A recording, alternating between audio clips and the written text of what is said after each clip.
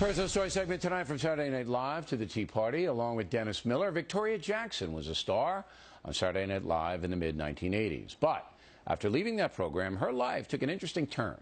I talked with Miss Jackson last week. So, Miss Jackson, let's pick up your story in 1986. You get the job at Saturday Night Live. At that time, you're not a conservative person, are you? No, I was a Christian. I'm a mother first, and I'm a Christian second, and I'm a wife/lover third, and I'm a housekeeper fourth, and fifth, I'm a news reporter, Dennis, fifth in my priority. You know, in the 80s, Reagan was the president. I was on the update desk doing a handstand with a flag on my butt next to Dennis Miller. America, America, God shed his grace on thee. Celebrating that the Berlin Wall was crashing and Reagan was destroying communism and the Cold War. So I felt pretty safe being an American back then. So you were apolitical. When you say you were a Christian, did people know that you had faith?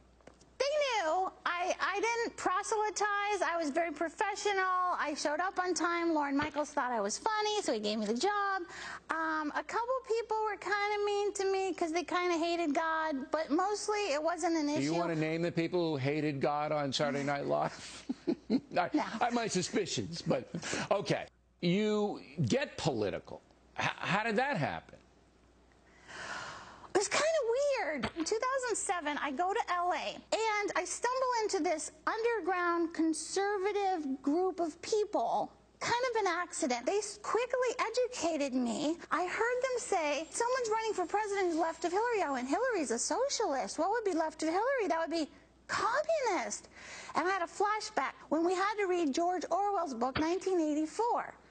And they said, our country will not be taken over by communism by force because of the Second Amendment, but by the breakup of the family unit and by sex, drugs, and rock and roll, immorality. And I realized in my lifetime, between the age of 12 and 50, it had happened. That's the Lincoln crew, right? The Friends of Lincoln, the Friends of Abe out there in Hollywood?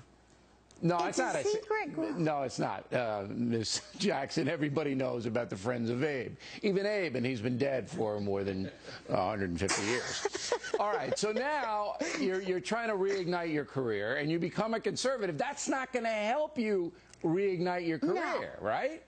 No, you're right, and but no one's going to have a career when we're all communists. You know, nobody becomes well, a wait, sitcom star. I'm not in a communist, and I have a career. I'm not so worried about the communist aspect of it, but I understand there's a lot of social pressure in Los Angeles to conform to the liberal mindset.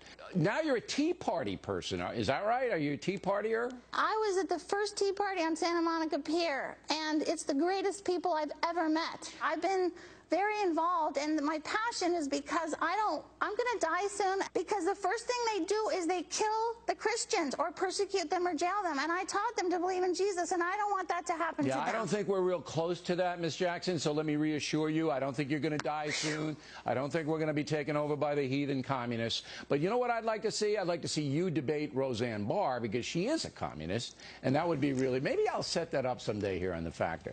Well, listen, we just hope you're a happy person. And we wish you the best in your career. If we can help you out, let us know. And Miss Jackson has a book, Is My Bow Too Big?